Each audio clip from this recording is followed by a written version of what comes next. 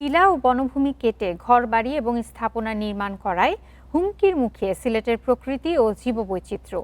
টিলা কাটায় জড়িতদের বিরুদ্ধে পরিবেশ অধিদপ্তর বিভিন্ন সময় অভিযান পরিচালনা করলেও পরিস্থিতি নিয়ন্ত্রণে আসছে না বলছেন পরিবেশবাদীরা। পরিবেশ সংরক্ষণ আইনে যথাযথ প্রয়োগ না হওয়ায় গত ৩ দশকে নগরীর প্রায় ৫০% টিলা বিলীন হয়েছে বলছেন তারা। সিলেট নগরীর নতুন বাজার এলাকা দিনে দুপুরে অবৈধভাবে টিলা কেটে বসতঘর নির্মাণ হলেও নেই কোনো তদারকি।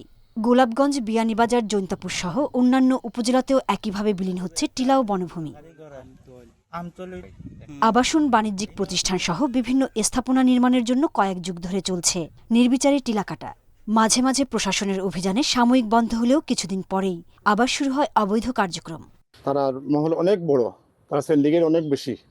তারা সবসময় চায় যে টিল্লা কাটে ব্যবসা করতো, কিন্তু আমাদের কথা মানে না। তারা প্রশাসন দিয়ে ম্যানেজ করিয়া তারা টিলা কাটে, টিলা কাটা এটা তো পরিবেশ নষ্ট।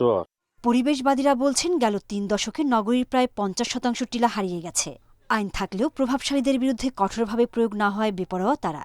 প্রশাসন টিলা কাটা বন্ধে যে অভিযান পরিচালনা করছে, আমি তা মনে করি না যে এটা বন্ধ করার জন্য উপযুক্ত।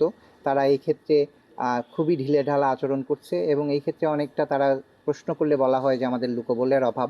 পরিবেশ অধিদপ্তরের দাবি টিলা কাটার খবর পেলেই অভিযান চালানো হয়।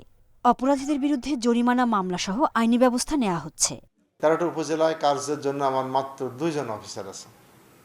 এই 2 জন অফিসার দিয়ে এই সিলেট মহানগর এবং 13টা উপজেলায় যে পরিবেশ সংরক্ষণে কাজ করা, এটা বেশ আমাদের জন্য বড় একটা চ্যালেঞ্জ।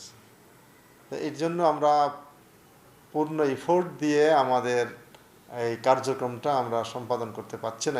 সিলেট জেলায় 1035টি ছোট বড় টিলা ছিল, তবে গত 25 বছরে কাটা হয় প্রায় 50% টিলা। Independent news.